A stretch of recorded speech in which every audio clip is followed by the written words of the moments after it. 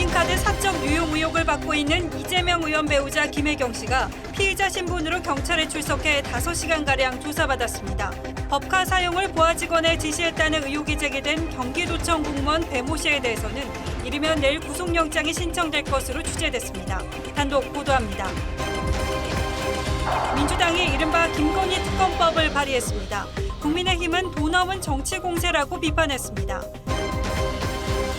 이준석 전 대표가 법원에 제출한 자필 탄원서가 공개됐습니다. 절대자가 사태를 주도하고 있다며 윤석열 대통령을 신군부에 비유했습니다. 숨진 채 발견된 수원 세무녀는 빚독촉 때문에 전입신고를 안 하면서 복지 혜택을 받을 수 없었던 것으로 파악됐습니다. 송파 세무녀법 시행에도 사각지대는 여전했다는 지적에 윤 대통령은 특단의 대책을 강구하라고 지시했습니다. 부산의 한 고급 리조트에서 투숙객이 병원에 실려갔습니다. 생수통에 세제가 들어있었습니다. 이혼 소송 중인 아내 측 변호사 사무실에 찾아가 흉기를 휘두른 40대 남성이 붙잡혔습니다. 강원도 양구에 이어 경북 영주에서도 아프리카 돼지열병이 발견됐습니다.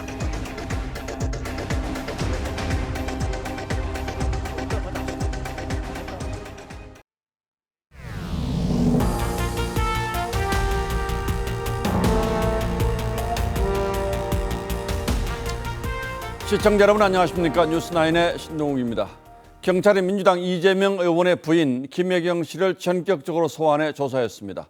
대선 전을 뜨겁게 달궜던 법인카드 유용 의혹, 즉 경기도 법인카드를 사적으로 사용해 손실을 끼쳤다는 의혹에 대해서 김 씨의 말을 직접 들어보겠다는 겁니다. 경찰이 김 씨를 피의자 신분으로 소환한 만큼 이번 대면 조사가 사실상 이번 수사의 마무리 단계로 보입니다. 이재명 의원이 야당 대표가 될 가능성이 높은 상황이고 길게는 다음 대선으로까지 이어지는 초입에 들어서 있기 때문에 이번 수사 결과는 정치적으로도 매우 큰 의미가 있습니다. 구자영 기자의 보도로 뉴스9 시작하겠습니다. 흰색 승용차가 경찰서로 들어옵니다. 이재명 의원의 아내 김혜경 씨가 모습을 드러냅니다. 취재진의 질문에는 아무런 대답을 하지 않았습니다. 베스에게 법인카드 사적 사용 지시하셨습니까? 김혜경 씨는 오늘 오후 2시쯤 경기 남부경찰청에 출석했습니다. 경찰이 지난 9일 출석을 요구한 지 2주 만입니다. 경찰은 오늘 김혜경 씨를 상대로 5시간 동안 피의자 조사를 진행했습니다. 경찰은 이재명 의원이 경기도지사 재직 당시 김 씨가 법인카드 유용에 관여했는지 등을 조사했습니다. 경찰은 이번 조사에서 김혜경 씨가 측근 배모 씨에게 법인카드 유용을 지시했는지 여부를 집중 추궁한 것으로 알려졌습니다. 국민의힘은 지난해 12월 이재명 의원과 김혜경 씨, 전 사무관 배모 씨를 직권남용 등의 혐의로 고발했습니다. 법인카드 유용 의혹이 불거지면서 경찰이 지난 2월부터 수사에 착수했고 법인카드를 사용한 식당 129곳 등을 압수수색하기도 했습니다. 김혜경 씨는 조사를 마친 뒤에도 아무 말 없이 저녁 7시쯤 귀가했습니다. TV조선 구자영입니다.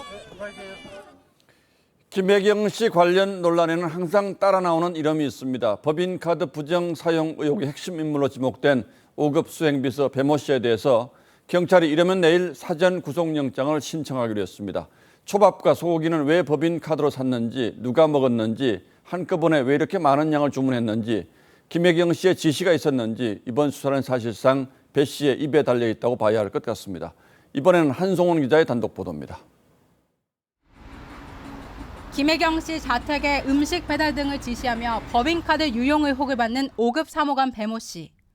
내가 그 카드깡 했을 때 그게 20만 원 넘은 적이 없어, 그 집에서. 경기도청 총무과에 근무하며 김혜경 씨의 수행비서 역할을 했다는 배 씨가 법인카드를 유용한 건수는 7, 80건. 액수도 7, 800만 원에 달하는 것으로 알려졌습니다. 당시 배 씨가 7급 공무원 A 씨에게 법인카드를 결제하라고 지시한 정황이 담긴 녹취가 TV조선 등에 보도되자 배 씨는 어느 누구도 시키지 않은 일을 했다고 해명했습니다. 김혜경 씨도 사과회견에서 자신이 배 씨에게 음식 배달을 시킨 적은 없다는 취지로 관리 책임만 인정했습니다. 몰랐다고 그래서 책임을 회피할 생각은 없습니다. 저의 불찰이라고 생각하고요. 하지만 경찰은 지난 4월 경기도청과 배 씨의 주거지를 압수수색했고 사건 관계인 조사 등을 토대로 배 씨에게 횡령 등의 혐의가 있다고 보고 이르면 내일 사전 구속영장을 신청하기로 했습니다. 한 사정당국 관계자는 죄질과 범행 동기가 좋지 않고 증거인멸과 도주 우려도 크다고 설명했습니다. 그러면서 영장이 신청되면 검찰도 법원에 청구할 방침인 것으로 안다고 전했습니다. 업무상 횡령죄는 10년 이하의 징역 또는 3천만 원 이하 벌금에 처하는 중범죄입니다. TV조선 한송원입니다. 김혜경 씨는 법인카드 사용 사실을 전혀 알지 못했다며 소환 조사에 유감을 표했는데 그동안 알려진 정황들을 보면 사실 몰랐다고 보기는 어렵습니다. 수행비서가 무슨 카드로 음식을 주문하는지 지사 부인이 몰랐다는 건 상식적으로는 납득하기 어렵죠. 신유만 기자가 그동안 드러난 정황들과 여당의 반응을 종합해 보도하겠습니다. 김혜경 씨는 이재명 의원 SNS를 통해 법인카드 사용을 지시한 적 없고 해당 사실을 몰랐다며 경찰이 소환조사까지 하는 것이 유감이라고 밝혔습니다. 하지만 지난해 10월 5일 이 의원 자택으로 12만 원어치 닭백숙이 배달됐을 때 경기도 5급 사무관 배모 씨는 7급 공무원 A 씨에게 이재명 의원 아파트 경비실에 맡기라면서 우리가 30분 뒤에 도착한다고 말했습니다. A 씨는 당시 배 씨가 음식 배달을 지시할 때 김혜경 씨와 같은 차를 타고 이동했다는 의미라고 주장했습니다. 배 씨가 사모님이라는 사람에게 보고하고 지시를 받는 내용의 통화 녹취도 공개됐었는데 댁에 누구 계세요, 선생님? 아, 그래요? 아, 네, 알겠습니다. 예약 11시 반으로 했어요. 네. A 씨는 이 사모님이 김 씨라고 주장했습니다. 국민의힘은 거대 야당의 유력한 당대표 후보인 이재명 의원이 부인의 주장을 전하는 것은 경찰에 부당한 외압을 가하는 것이라며 부인이 경찰 수사에 적극 협조하도록 해야 한다고 했습니다. 책임진다고 해놓고 미꾸라지처럼 책임을 벗어나려고 하는 태도라고 보지 않을 수 없습니다. 민주당 당대표 후보인 박용진 의원도 이 의원의 사법 리스크가 당에 부담을 주고 있다고 지적한 반면 친명계 최고위원 후보인 박찬대 의원은 7만 8천 원으로 소환 조사했다면 수십억 원 주식 조작 혐의자는 구속 수사해야 한다며 김건희 여사를 겨냥했습니다. TV조선 신유만입니다. 승자가 된 대통령 부인 김건희 씨의 처지도 결코 간단치 않습니다.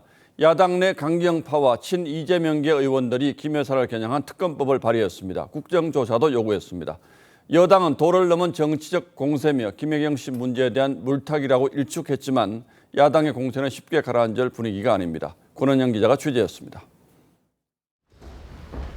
김건희 여사 특검법을 발의한 민주당 의원은 12명. 철험의 소속 김용민 의원이 대표 발의했고 정청래, 서영교, 장경태 의원 등 친명계 최고위원 후보들이 서명했습니다. 조사 대상은 도이치모터스 주가 조작 의혹과 대통령 관저 공사 수주 특혜 의혹, 허위 경력 기재 등입니다. 원내 수석 부대표인 진성준 의원은 특검법을 당론으로 추진할 가능성까지 시사했습니다. 검찰, 경찰에게 이 수사를 그대로 맡겨놓으면 제대로 수사가 되지 않겠다라고 하는 우려가 당내에 굉장히 큽니다. 김용민 의원은 검수완박 법안처럼 강행 처리해야 한다는 주장도 폈습니다. 국민의힘은 문재인 정부에서 집중적으로 수사해온 사안이라면서 현직 대통령 부인을 향한 무분별한 정치 공세라고 반발했습니다. 문재인 정권 때 이게 이미 고발이 돼가지고 계속해서 수사를 하고 있었잖아요. 그럼 문재인 정권에서 봐주시다 늑대 수사를 했다는 얘기입니까? 권성동 원내대표도 김 여사에 대한 민주당의 도착증적 행태가 5기 특검까지 왔다고 비판했습니다. 다만 민주당이 실제로 강행 처리에 나설지는 불투명합니다. 도이치모터스 사건의 경우 검찰이 수사 인력까지 보강하면서 2년 넘게 조사했지만 구체적인 혐의를 찾지 못했고 허위 경력 의혹도 지난 정부 때부터 경찰이 8개월 가까이 수사했지만 결론을 내지 못한 상태여서 무리하게 밀어붙일 경우 역풍을 맞을 가능성도 있습니다. TV조선 권은영입니다. 국회에 출석한 김대기 비서실장과 김원혜 신임 홍보수석을 향해서도 야당은 거센 공세를 펼쳤습니다. 윤석열 정부의 인사를 참사라고 규정하며 책임이 누구에게 있는지 추궁했습니다. 국회 운영위 상황은 황병준 기자가 보도합니다. 야당은 윤석열 정부 고위공직 후보자의 이딴 낙마와 사퇴를 두고 인사 참사라며 맹공을 퍼부었습니다. 다시 한번 거듭 말씀드립니다. 이 정부의 지금 가장 큰 문제가 인사 참사입니다. 김대기 비서실장은 책임은 본인에게 있다며 자세를 낮췄습니다. 그 인사 검증의 책임을 누가 짓냐 말입니다. 공직기관 비서관이 져야 됩니까? 실장님이 져야 됩니까? 뭐 굳이 말하자면 제가 져야겠죠. 사퇴 논란도 벌어졌습니다. 야당은 김 실장의 사퇴를 거듭 촉구했고 김 실장은 사의를 표한 적이 없다고 해명했습니다. 무엇이든지 비서실장의 책임 있는 행동을 하실 의향은 없으세요? 거취에 대해서는 아까 말씀드렸지만은 제가 스스로 결정할 그런 자리가 아니라고 봅니다. 민주당은 무속인으로 알려진 건진 법사가 대통령과의 친분을 이용해 이권에 개입했다는 의혹도 부각했습니다. 대통령 부부와의 친분을 이용해서 세무조사 무마 청탁이라든가 이권 개입을 한다는 의혹이 건진 법사 조사하고 있습니까? 건진 법사를 수사할 권한은 없습니다. 대통령실이. 국민의힘은 대통령실 인사들을 엄호하며 과거 문재인 정부의 인사 문제를 언급했습니다. TV조선 황병준입니다. 예, 보신 것처럼 이재명 의원 부인 김혜경 씨의 소환 조사가 이루어졌고 김건희 여사를 겨냥한 특검법이 발의되면서 정치권의 분위기가 심상치 않게 돌아가고 있습니다. 특히 부인 문제는 어느 쪽도 물러서기 어려운 매우 민감한 측면이 있죠. 정치부 오연주 기자 나와 있습니다. 자, 오 기자 어서 오십시오. 네. 자, 김혜경 씨 법인카드 의혹 관련해서 소환 조사를 받았는데 결국 배모 씨가 어떻게 진술하느냐가 가장 중요하겠죠? 네, 아무래도 그렇습니다. 김혜경 씨는 이 배 씨의 법인카드 유용을 알지 못했다는 일관된 입장을 고수하고 있습니다. 예. 하지만 김혜경 씨의 이 수행비서 역할을 한 배 씨가 7급 공무원 A 씨에게 여러 차례 음식 배달을 시켰고 또 이 음식들이 김혜경 씨에게 전달된 정황들이 녹취를 통해서 드러난 바가 있습니다. 결국에 배 씨의 범죄 혐의로 인한 법률적 이익이 김혜경 씨에게 돌아갔다는 점에 경찰은 주목을 하고 있습니다. 예. 이런 상황에서 배 씨가 구속이 된다면 피의자 신분인 김혜경 씨에 대한 신병 처리까지 연결될 가능성이 높다는 게 법조계의 시각입니다. 그렇게 되면 결국 수사는 이재명 의원까지 향할 수밖에 없게 될 텐데 특히 예. 이 의원이 야당 대표가 될 가능성이 높지 않습니까? 그렇게 되면 또 여야 간에 큰 싸움 벌어지겠군요. 네, 그렇습니다. 지금 현재 민주당은 지도부를 새로 구성하는 전당대회를 진행을 하고 있고 이재명 의원이 당대표로 유력하기 때문에 이 수사의 파장은 클 수밖에 없습니다. 민주당 내에서도 이 의원의 사법 리스크 문제가 계속 거론돼 왔었죠. 하지만 이미 민주당은 이 의원에게 장악되고 있는 상황이기 때문에 앞으로 이 검경 수사에 거대 야당이 총력전으로 대응할 가능성이 커졌다 이렇게 볼 수가 있겠습니다. 양상이 다시 대선전으로 돌아간 듯합니다. 야당은 김건희 특별법을 발의했다고요? 네, 그렇습니다. 민주당 강경파 의원을 중심으로 오늘 특검법이 발의됐는데요. 현직 대통령 부인에 대한 특검 법안은 사상 초유의 일입니다. 이미 민주당은 대통령실 사적 채용과 관저 공사 의혹에 대해 국정조사 요구서를 제출한 상태인데요. 결국 말씀하신 대로 지난 대선 때처럼 윤석열, 이재명 이 두 사람의 배우자 문제를 두고 여야가 충돌하는 상황이 불가피해졌습니다. 그런데 현직 대통령 부인에 대해서 수사가 지금 진행 중인데 특검하자는 얘기는 좀 너무 나간 것처럼 들리기도 합니다. 어떤 의혹들이 있는데 그럽니까? 네, 수사 진척이 안 된다는 이유에서 지금 수사 상황을 좀 정리를 해보겠습니다. 우선 대선 당시 선거운동을 목적으로 한 기자에게 강의료를 지급했다는 의혹은 혐의 없음으로 종결이 됐습니다. 또 서울경찰청 반부패 공공범죄수사대가 수사해온 허위경력 의혹은 최종 결정만 남은 상황입니다. 그리고 도이치모터스 주가 조작 의혹은 문재인 정부 시절에 서울중앙지검이 수사 인력까지 보강을 하면서 2년 6개월이 넘도록 수사를 했지만 혐의가 드러나지 않았고요. 마지막은 국민대 논문 표절 의혹인데 국민대 측은 김 여사의 과거 박사학위 논문 4편이 표절에 해당하지 않는다는 결론을 낸 상황입니다. 이런 수사들이 이제 야당 입장에서는 검찰 수사 믿을 수 없다 이런 입장이고 여당 입장에서는 이미 문재인 정부에서 다 했는데 뭘 또 하느냐 이제 이런 입장이겠죠. 대통령실 반응은 어떻습니까? 대통령실은 전 정부에서 시작된 이 김 여사에 대한 검찰과 경찰의 수사가 있는 그대로 나오기를 바란다는 입장을 밝혔습니다.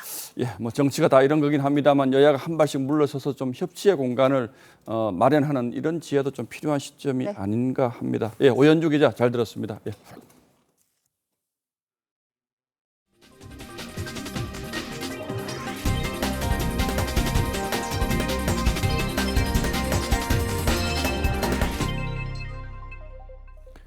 쌍방울 그룹의 이재명 의원 변호사비 대납 의혹을 수사 중인 검찰이 수사 기밀을 유출한 현직 수사관과 쌍방울 임원 그리고 검찰 출신 변호사를 먼저 재판에 넘겼습니다.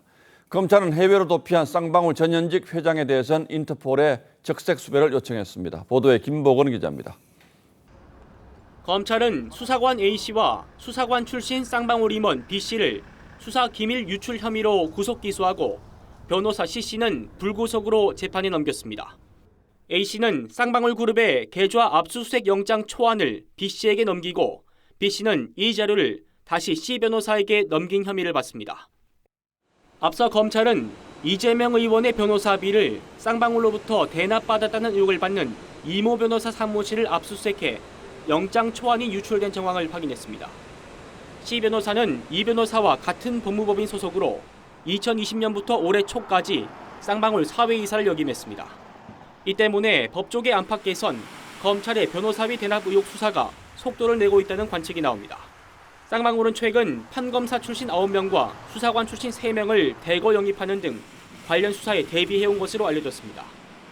검찰은 해외로 도주한 쌍방울 전현직 회장의 신병을 확보하려고 최근 경찰을 통해 인터폴 적색 수배도 요청했습니다. 얼마가 걸리고 하는 거는 지원을 해주는 국가에서 얼마나 손해를 가지느냐. 쌍방울 김성태 전 회장은 싱가포르로 출국한 뒤 현재는 인근 국가에 있는 지인 집에 머무는 것으로 전해졌습니다. TV조선 김보건입니다. 이재명 의원과 관련한 수사는 성남 백현동 개발 의혹도 있습니다. 토지 용도를 4단계나 한꺼번에 변경해서 50m 옹벽을 쌓고 아파트를 지을 수 있도록 허가해 준 부분인데 당시 이재명 의원은 관계기관에서 수십 차례 용도 변경을 요청해 와서 어쩔 수 없이 해준 거라고 해명한 바 있죠. 하지만 감사원 감사 결과 사실과 다른 것으로 드러났습니다. 어떤 내용인지 고이동 기자가 자세히 설명하겠습니다. 백현동 개발 사업 특혜 의혹의 핵심은 자연 녹지이던 땅을 준주거지역으로 4단계나 용도 변경을 한 부분입니다. 이재명 의원은 그동안 박근혜 정부 국토부와 식품연구원이 24차례나 공문을 보내와 성남시가 요구를 수용한 것이라고 주장했습니다.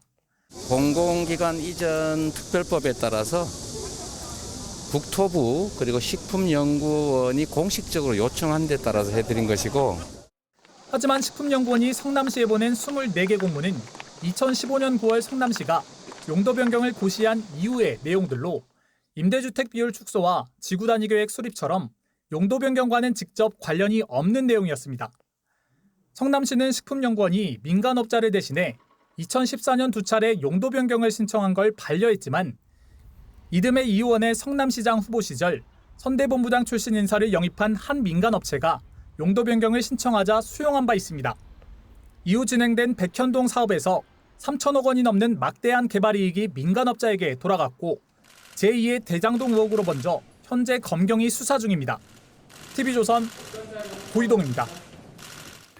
국민의힘 이준석 전 대표가 낸 비대위 효력정지 가처분 신청에 대한 법원의 결정이 예상보다 늦어지고 있습니다. 다음 주에나 결론이 나온다고 하는데 오늘은 이 전 대표가 법원에 낸 자필 탄원서가 공개됐습니다. 윤석열 대통령을 신군부에 비유한 대목이 특히 논란을 불렀습니다. 황선영 기자가 취재했습니다. 이준석 전 대표가 법원에 탄원서를 내며 윤석열 대통령을 절대자로 규정했습니다. 가처분이 기각될 경우를 가정하며 사태를 주도한 절대자는 신군부처럼 비상 상황에 대한 선포권을 더 적극적으로 행사할 것이라고 직격했습니다. 윤석열 정부를 쿠데타 세력에 비유한 건데 국민의힘에서는 본인의 성비위로 촉발된 문제에 신군부까지 거론하는 건 코미디라는 반응이 나왔습니다. 이준석 대표가 독재자가 된 것 같아요. 본인 생각으로 전부 재단하고 그러는데. 김기현 의원은 이 대표를 안전핀이 뽑힌 수류탄에 비유하며 상상이 지나치면 망상이 되어 자신을 파괴한다고 했고 홍준표 대구시장은 자신이 살려고 동료 집단을 매도한다며 더 이상 나가면 코미디가 되니 자중하라고 했습니다. 이 전 대표는 또 절대자와 가까운 사람으로부터 12월까지 물러나면 윤리위와 경찰 수사를 잘 정리하겠다는 제안을 받았다고도 주장했는데 한 의원은 누가 제안했는지 공개하지 않으면 허무맹랑한 소리로 끝날 것이라고 지적했습니다. 국민의힘 상임고문단은 현 상황에 대해 부끄러운 일이라고 했습니다. 심의를 받으러 법원에 가가지고 나오는 모습이 텔레비에 비쳤어요. 그거를 본 국민들이 어떻게 생각하고 참 이거 한심하다. TV조선 황선영입니다. 다음 뉴스입니다. 8년 전 송파 세모녀 사건 이후에 정부가 이른바 위기 가구를 찾아 나서는 사회보장 정보 시스템을 구축했지만 이번 수원 세모녀 사건에서는 소용이 없었습니다. 전입신고를 하지 않아서 찾을 방법이 없었던 건데 윤석열 대통령도 오늘 약자의 복지를 위한 특단의 대책을 주문했습니다. 김승돈 기자가 보도하겠습니다. 화성의 한 2층짜리 주택입니다. 우편함에는 먼지로 얼룩진 고지서만 남았습니다. 숨진 세 모녀가 주소지만 등록해 놓은 곳입니다. 사업에 실패한 남편에 이어 아들까지 숨지면서 빚 독촉을 피하려고 주소지만 옮긴 것으로 추정됩니다.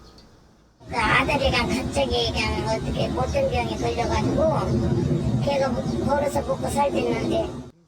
세모녀 일가족은 16개월 동안 건강보험료가 밀렸고 보건복지부의 위기가구 명단에 포함됐습니다. 2014년 송파 세모녀 사건 이후 강화된 사회보장정보 시스템이 작동된 겁니다. 지자체 공무원이 세모녀의 주소지를 찾아갔지만 허사였습니다. 그 집주인분에게 확인을 했을 때 여기에 뭐 살지도 않고 주소지만 옮겨놓고 있었다고 얘기를 하셔갖고 정부가 위기 가구를 찾기 위해 34개 변수를 반영하고 있지만 수원 세모녀처럼 전입신고를 하지 않으면 찾을 방법이 없습니다. 윤석열 대통령도 오늘 약자 복지를 강조하며 대책을 주문했습니다. 이분들을 잘 찾아서 챙길 수 있는 시스템을 만들고 자치단체와 협력해서 정치복지보다는 약자복지로. 수원 세모녀의 장례는 내일 화성에서 치러질 예정입니다. TV조선 김승돈입니다. 이런 안타까운 사건이 일어날 때마다 정부는 복지 사각지대를 없애겠다는 약속을 반복합니다. 하지만 그게 말처럼 쉽지는 않을 겁니다. 이번 사건에서 우리는 어떤 교훈을 얻어야 하는지 따져보겠습니다. 자, 홍영 기자, 이번 사건의 판박이라고 하는 송파 세모녀 사건은 어떤 사건이었습니까? 네, 지난 2014년 2월이었죠. 생활고에 시달리던 어머니와 두 딸이 집주인에게 죄송하다는 메모와 돈 봉투를 남긴 채 숨진 사건이었습니다. 예. 복지 사각지대를 여실히 드러낸 당시 사건의 파장으로 이른바 세모녀법이 2014년 말 국회에서 통과됐습니다. 이 관련 법안은 3건이었는데요. 지원금 신청 기준을 낮추고 지원 대상이 신청하기 전에 취약계층을 먼저 찾아내는 시스템을 만드는 게 골자였습니다. 그런데 그때 만들어진 시스템이 이번에는 잘 작동을 하지 않았습니까? 작동을 하긴 했습니다. 이 법안을 보면 지자체와 기관, 이 단체들이 전기료나 수도요금, 건강보험료 같은 개인정보를 공유해서 위기가구를 추적하도록 돼 있습니다. 이 공과금은 3달 이상 체납하면 구청에 알리게 했는데요. 하지만 이번 수원 세모녀처럼 등록된 주소지와 실제 사는 곳이 다르면 지자체도 찾아내기가 어려운 게 현실입니다. 이 공무원이 방문했는데 아무도 없으면 신원 불상, 신원 미상으로 끝나는 겁니다. 이 가정이 이사를 갔을 때 먼저 살던 집을 담당하던 공무원이 어디로 갔는지를 파악해서 알려줄 수는 없었을까요? 현 시스템의 한계가 거기에서 드러난 겁니다. 이 때문에 전문가들도 관련 부처나 지자체가 끝까지 소재를 파악한다는 방침을 세우고 실질적인 노력을 기울여야 한다고 지적합니다. 예. 찾아내는 것 자체가 기존의 방법으로는 안 되는 유형이 생겨난 거죠. 기존 복지제도에서 우리가 지금까지 이야기했던 복지 사각지대의 개념을 좀 재정립해야 되는 것이 아니냐. 특히 빚독촉에 시달리는 분들 같은 경우는 사실상의 잠적을 하는 경우도 많기 때문에 행정적인 노력만으로 충분치 않은 경우가 많다는 거죠. 그리고 현재 복지체제는 본인이 신청을 하지 않으면 혜택을 받기가 어렵습니까? 맞습니다. 이번 수원 세모녀는 지자체 복지 서비스를 신청하거나 상담받은 적도 없었습니다. 긴급 복지 지원은 예산이 많지 않아서 받기까지 과정도 어렵습니다. 예. 또 형편이 얼마나 어려운지를 스스로 입증해야 하는데요. 이런 이유로 결국은 신청을 꺼리게 되는 겁니다. 면체가 된다라고 해서 찾아가도 부양의무자 기준이라든지 기본적으로 그 문턱이 너무 높다 보니까 이렇게 탈락된 사람들이 너무 많았고요. 우리나라 빈곤 비율이 15%인데 인구 대비 기초생활수급자 비율은 4% 정도로 여전히 낮습니다. 이 세모녀법으로 복지혜택 문턱이 조금은 낮아졌다고 하지만 아직은 개선해야 할 부분이 많습니다. 예, 결국 이런 비극을 막을 수 있는 시스템을 얼마나 촘촘히 갖추느냐가 우리가 선진국으로 갈 수 있느냐 없느냐를 가늠하는 척도가 되겠죠. 예, 홍영 기자 잘 들었습니다.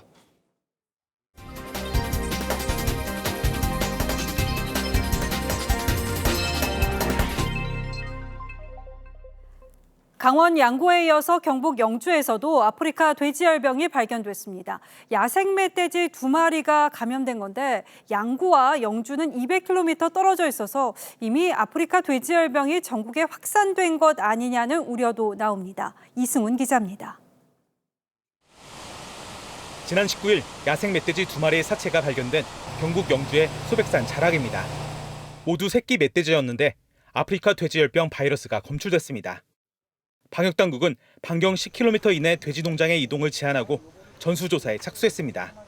10km 내에는 한 4,000도 정도 있고요. 1개월간 이동 제한을 들어가고요. 이동 제한 걸리고 정밀 검사를 하도록.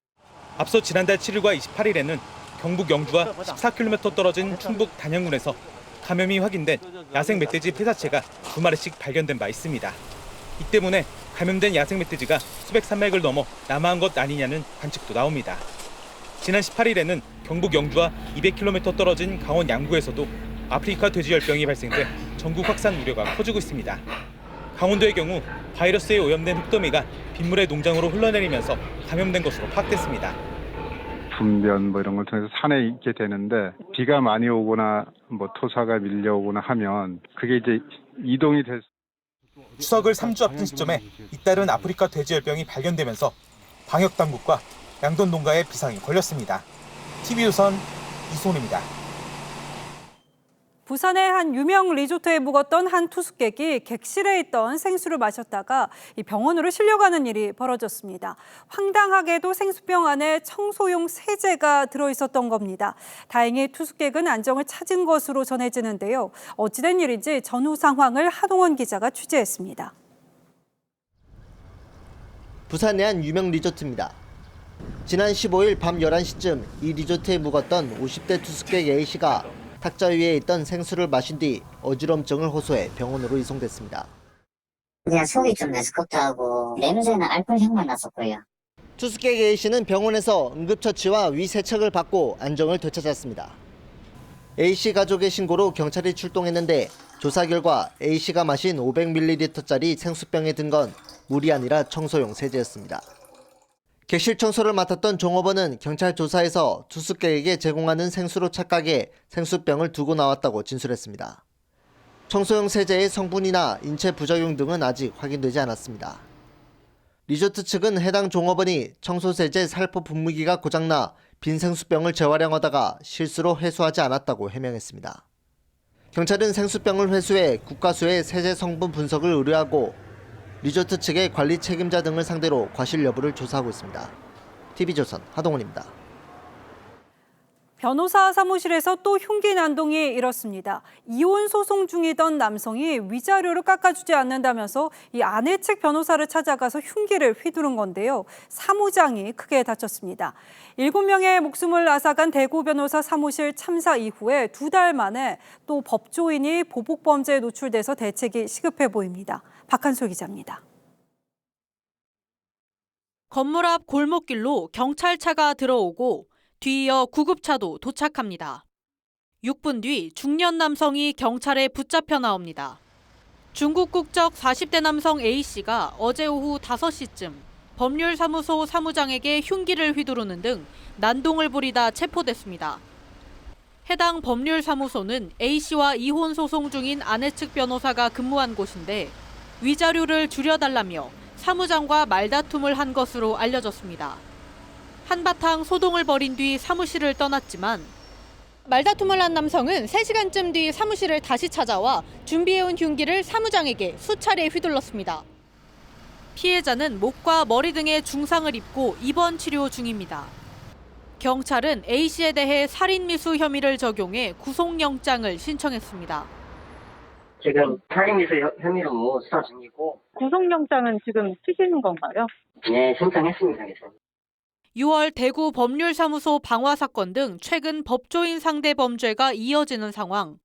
국회에선 법조인 대상 범죄를 가중 처벌하는 법률 개정안이 발의됐지만 2달째 계류 중입니다. TV조선 박한솔입니다. 병원에서 처방하는 진통제나 수면제 가운데 의료용 마약류가 있죠. 이 치료 뒤에는 남은 약품은 오남용 위험이 높아서 정부가 약국을 거점으로 회수 사업에 나섰는데 이 서울 지역에서 사업에 참여한 약국은 단 한 곳도 없는 것으로 확인됐습니다. 왜 그런 건지 박재훈 기자가 단독 취재했습니다. 약국 안에 1m 높이의 철제 캐비넷이 보입니다. 가정에서 복용하고 남은 의료용 마약류를 수거하기 위한 금고입니다. 지난달부터 수거를 시작했지만 회수한 마약류는 단 한 건입니다. 보통은 그거를 이제 자기가 나중에 두고 먹는다든지 아니면은 또 제3자한테 이렇게 드린다든지. 식약처는 올해부터 서울시 약국 200곳을 거점으로 의료용 마약류 회수 사업을 시작했습니다. 하지만 참여 약국은 한 곳도 없습니다. 금고를 설치하고 의약품을 관리하는 등 품이 드는데 관련 수당은 10만 원에 불과하기 때문입니다. 많은 지자체가 이거를 약사회 사업이라고 생각하는 거예요. 지자체 업무라고 생각 안 하고. 대신 참여한 경기도 역시 31개 시군 중 절반 가까이에서 참여율이 0%입니다. 절반도 못 미치는 그런 실정입니다. 불법 마약 투약으로 이루어질 수 있어서 철저한 관리가 필요합니다. 작년 한 해 처방된 의료용 마약류는 약 18억 개. 하지만 가정에 방치된 의료용 마약류는 규모조차 파악이 안 되는 실정입니다. 또 여러 가지 부작용, 특히 신체적, 정신적 의존성이 생겨서 환경부의 일반의약품 회수 사업과 중복된다는 지적도 나옵니다. 식약처는 관련 예산을 추가 확보해 문제를 보완하겠다는 입장입니다. TV조선 박재훈입니다. 최근 기록적인 폭우로 서울 강남 일대가 큰 침수 피해를 입었죠. 11년 전 오세훈 서울시장 시절에 오 시장이 강남에 빗물 터널을 짓겠다는 계획을 내놨는데 이후에 박원순 전 시장이 취임해서 이를 백지화하면서 피해가 커졌다는 비판이 나왔습니다. 감사원이 당시 상황을 집중 감사하기로 했습니다. 윤동빈 기자가 단독 취재했습니다. 지난 8일 폭우로 물바다가 된 서울 삼성역 일대에서 물살을 가르며 지나가는 시민들.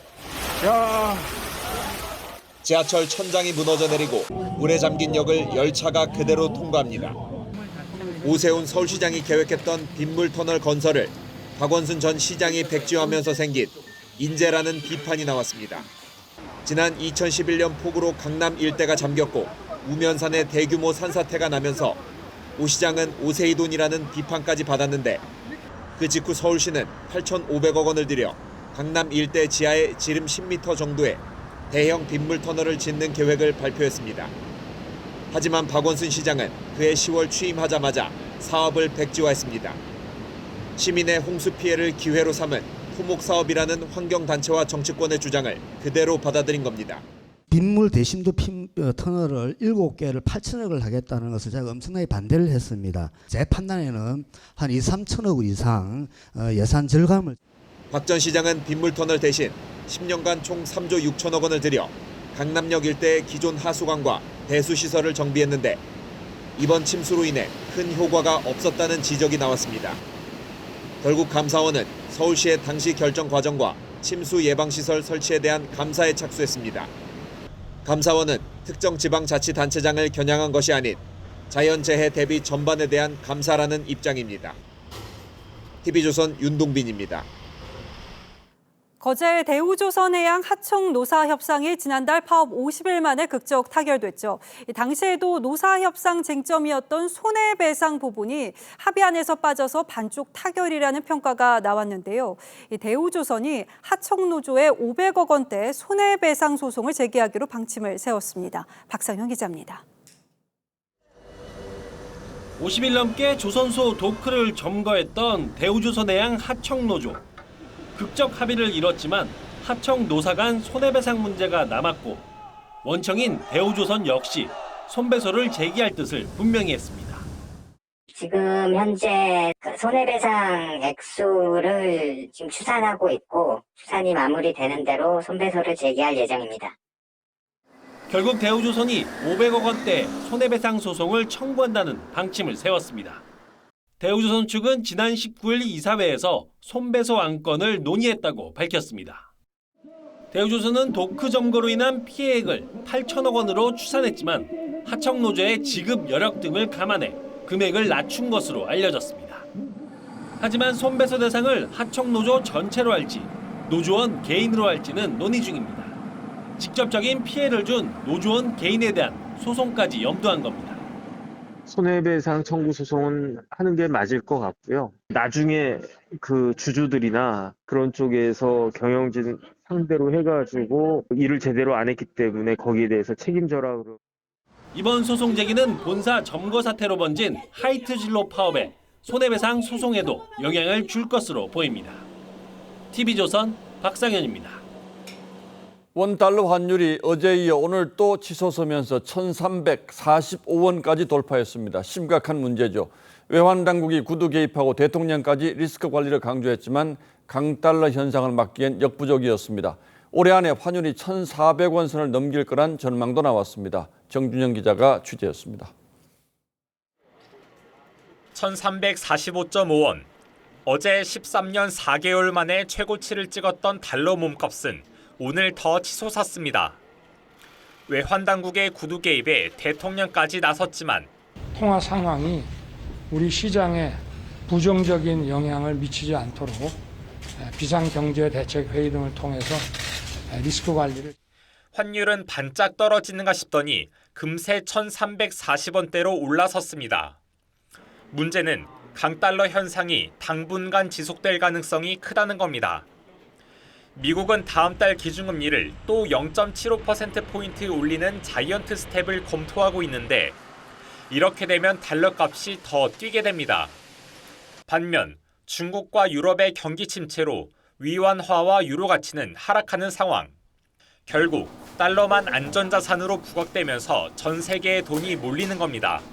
경제 체질의 약화는 곧이어서 통화의 약세를 견인하게 되고 안전하다고 판단되는 기축통화로 볼 수 있는 달러에 대한 수요가 늘게 되고 올해 안에 환율이 1,400원까지 갈 수도 있다는 게 전문가 전망입니다. 그게 인플레이션이 낮아질 때까지 미국은 이제 금리를 높일 것이기 때문에 올해 연말이라든지 내년 초까지는 1,400원대까지 올라갈 수 있는. 고환율은 물가 상승과 금리 인상으로 이어지는 탓에 우리 경제의 스태그플레이션 우려는 더욱 커지고 있습니다. TV조선 정준영입니다. 내일이면 우리나라가 중국과 수교를 맺은 지 꼭 30주년이 됩니다. 값싼 노동력을 무기로 세계 공장이었던 중국은 이제 기술력까지 갖추며 우리나라를 추격하고 있는데 최윤정 기자가 먼저 한중수교 30년 양국 산업의 현주소를 점검했습니다. 중국 도심을 달리는 자율주행 택시. 운전자가 없는 완전 자율주행으로 국내에서는 아직 상용화도 못했습니다. 중국의 기술력은 어느새 한국을 넘어섰습니다. 전기차 배터리 세계 1위인 중국은 3천만 원대 전기차까지 내세우며 한국 전기차 시장까지 위협하고 있습니다.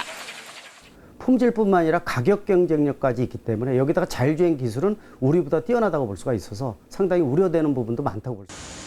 산업 전 분야에서 기술 격차는 좁혀지고 있습니다.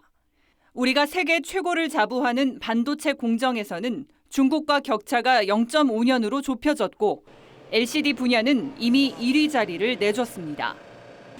한국 기업의 설 자리가 좁아지면서 국내 기업의 중국 신규 법인 수도 2017년 538개에서 5년 만에 절반으로 줄었습니다. 과거 중국에게 기술을 전수해주던 국내 기업들은 이제는 중국과 경쟁해야 하는 상황입니다. 모든 분야에서 한국이 중국보다 경쟁력 우위를 가지는 시대는 지나가는 것 같고요. 반도체라든지 특정 분야의 선택과 집중을 하여서 초격차를 유지하는. 한중수교 30년, 선도자였던 한국 산업은 이제 경쟁자에서 추격자로까지 바뀌고 있습니다. TV조선 최윤정입니다. 이렇게 중국의 기술력은 이제 우리를 위협할 정도로 크게 성장했습니다. 여기에 중국 의존도까지 높아지면서 중국 없는 한국 경제를 생각하기 힘들게 됐죠.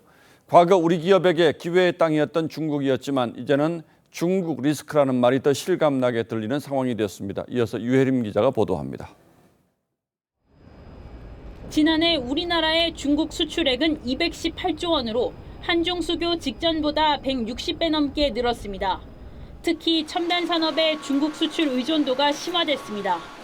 반도체 분야의 중국 수출은 13배 늘었고 정밀기기와 디스플레이도 수출 증가가 뚜렷합니다. 산업 구조가 양국 모두 고도화됨으로 인해서 신산업 쪽의 대중 수출 의존도가 굉장히 증가한 것으로 나타났습니다. 원자재의 중국 의존도도 급증했습니다. 전기차 배터리 핵심 소재들은 80% 이상을 중국에서 수입하고 주력 산업인 반도체도 마찬가지입니다. 중국 없으면 돌아가기 힘든 산업 구조로 재편된 겁니다.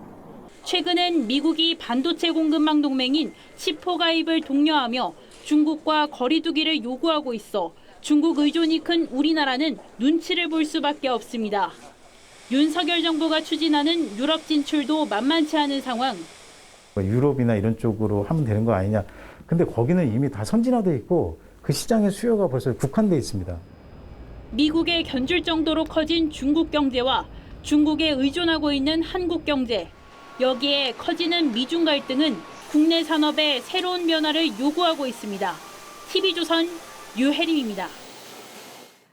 진실화해위원회가 6.25 당시 북한군에 희생된 전남 영암 주민 133명에 대해서 우리 정부도 책임이 있다면서 진실규명과 유가족 지원을 권고했습니다.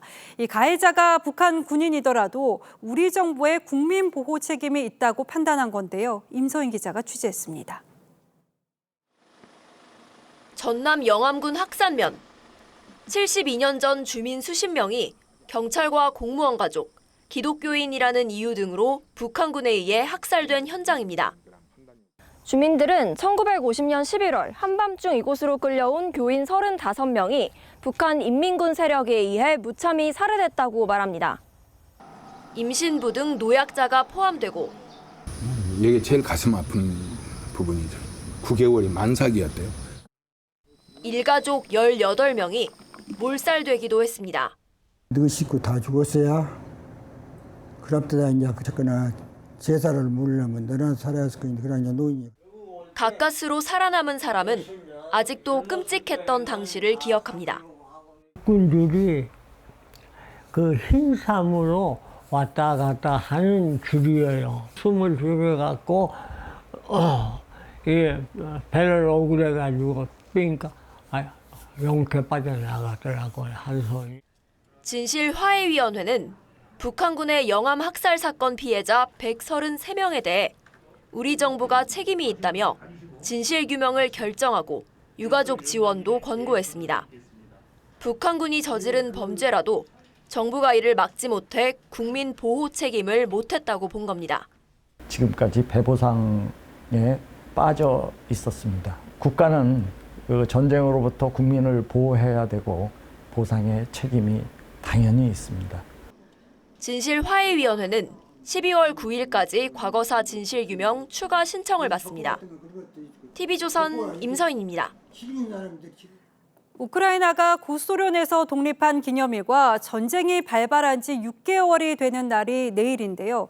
이 러시아의 공습 가능성이 제기되면서 긴장감이 높아지고 있습니다. 미국도 러시아의 타격 첩보를 입수했다면서 우크라이나에 있는 자국민에게 출국할 것을 권고했습니다. 이유진 기자입니다. 망가지고 녹슨 러시아군 장갑차와 로켓포가 늘어서 있습니다. 사람들은 기념 사진을 찍느라 바쁩니다. Proud for our army. We believe that we can win. We believe that it will be. 24일 독립기념일을 앞두고 우크라이나가 러시아군에 빼앗은 무기들을 전시한 겁니다. 하지만 대규모 행사는 금지했습니다. 공교롭게도 이날은 러시아 침공 6개월이 되는 날로 추가 공격 우려가 나오기 때문입니다. Ми маємо бути свідомі того, що цього тижня Росія може постаратись зробити щось особливо гидке, щось особливо жорстоке. Такий у нас ворог. 북부 하르키우는 야간 통행을 금지했고 남부 미콜라이오도 재택근무 명령을 내렸습니다. 실제 미국은 러시아가 곧 우크라이나 민간 정부 시설을 타격할 수 있다는 첩보를 입수했다며 자국민에게 우크라이나에서 출국할 것을 권고했습니다. 푸틴 대통령 멘토인 두긴의 딸이 차량 폭발로 숨진 게 공격 도화선이 될 수도 있습니다. предков, которые завещали нам беречь и защищать Родину. Никогда не допускать внешнего диктата и гегемонии.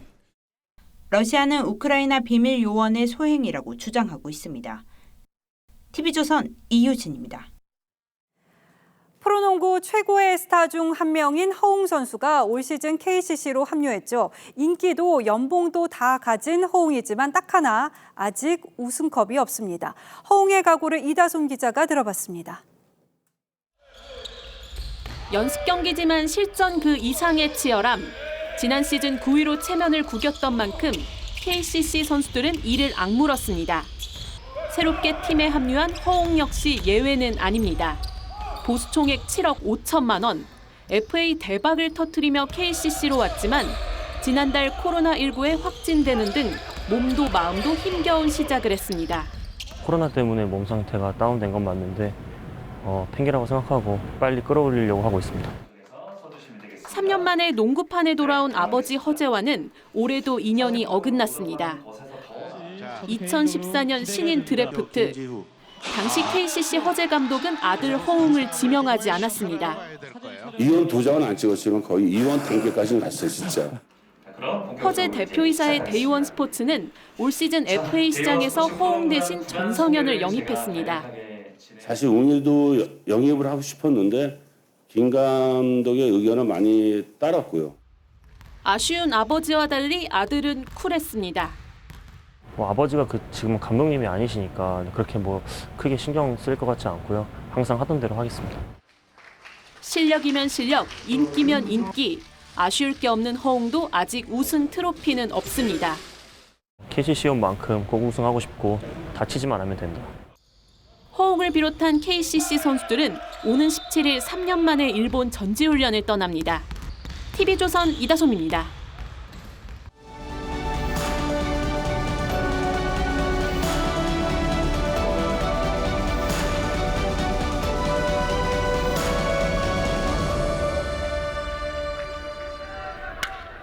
마흔 살 이승엽 선수가 초대형 장외 홈런을 터뜨렸습니다. 그런데 고개를 숙인 채 1루로 향합니다.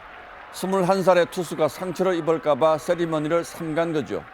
이승엽은 홈런 대기록을 세우는 순간에도 묵묵히 그라운드를 돌았습니다. 그는 배려할 줄 아는 영웅이었습니다. 춘추시대 초나라 장왕이 신하들에게 승전잔치를 베풀었습니다. 총애하는 허위를 시켜 술을 따르게 했는데 바람이 불어서 그만 촛불이 꺼졌습니다. 어둠 속에서 누군가 허위를 끌어안자 허위는 갓끈을 끊은 뒤에 갓끈 없는 사람을 잡아달라고 했습니다. 하지만 장왕은 모두 갓끈을 끊고 잔치를 즐기라고 했습니다. 그의 관용은 초나라를 강국으로 키운 밑거름이었습니다. 오바마 대통령 때 여소야대 의회 권력자 맥커넬 상원 원내대표는 별명이 다스베이더였습니다. 좀처럼 속내를 드러내지 않는 냉혹한 협상가라는 얘기죠. 그런데 수줍은 햄릿 오바마가 먼저 손을 내밀었습니다. I would enjoy having some Kentucky bourbon with Mitch McConnell. 두 사람은 백악관에서 버번 위스키를 즐겼고 종종 샌드위치 점심을 들며 소통했습니다. 오바마는 이 품넓은 포용 덕분에 퇴임 때도 막강한 마이티덕이 될 수 있었습니다. 문재인 전 대통령의 양산 사저마을이 평화로워졌습니다. 욕설 시위가 사라지면서 문 전 대통령도 모처럼 느긋하게 산책을 나왔습니다.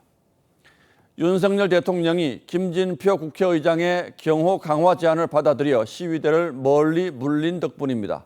2달 전 대통령은 이 문제에 대한 질문을 받자 대통령 집무실 앞도 시위가 허가되는 판인데 어쩌겠느냐는 투로 답했습니다. 지지율 하락 영향도 없진 않겠습니다만 어쨌든 유연하고 전향적인 변화임에는 분명합니다. 민주당이 이런저런 꼬리 달지 않고 감사하다고 한 것도 보기 좋았습니다. 그러면서 대통령이 김 의장 제안에 호응해 밝힌 여야정 협의체 구성도 관심사로 떠올랐습니다. 지난 100일 무언가에 얹힌 듯 답답하던 가슴에 한 줄기 기대감이 싹 트는 기분입니다. 사실 화해, 통합, 협치는 역대 거의 모든 대통령이 내세웠던 화두입니다.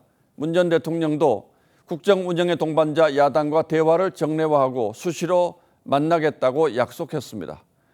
하지만 공허한 말잔치에 그치고 말았죠. 윤석열 대통령 역시 당선 첫날부터 통합과 협치를 말했습니다.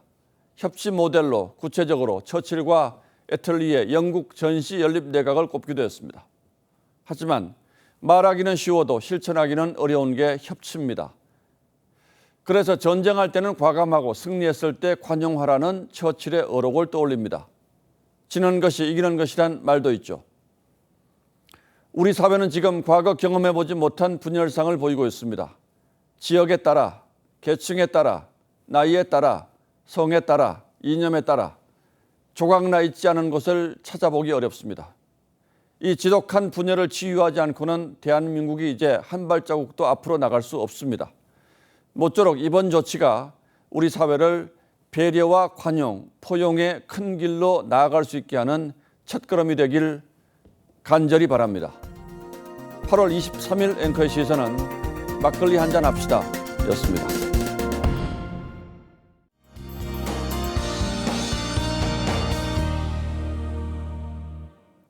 남부지방을 중심으로 비가 내리고 있습니다. 5에서 30mm 정도 더 내리다가 내일 오전에 대부분 그치겠고요. 오후부터는 전국이 흐리겠습니다.